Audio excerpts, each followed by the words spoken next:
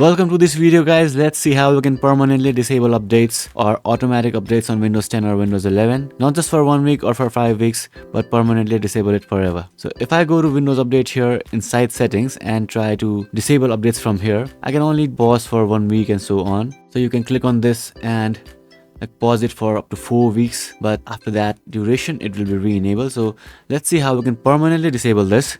So you can close this settings and press your Windows key again and type services. Click on the services and scroll down until you see Windows Update, or just press W and it will go down to the section where every service with a W is listed. Now let's search for Windows Update. So here it is. Now as you can see, this is a service that updates Windows and it is currently running.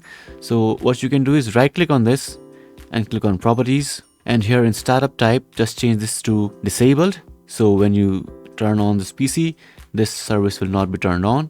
And go to recovery, and here when it says first failure, change it from restart the service to take no action and click on apply. So what you've just done is Windows Update service will not run when you restart your PC or when your PC is opened up, and if it fails to start, no action will be taken. But you can see it is still running here. Its type is disabled, but current state it is still running. So what you can do is you can just right click on it and click on stop, so that this Windows Update service is stopped. And if you don't want to do this, you can just restart your PC and this will be stopped. Now your Windows Update will be permanently disabled.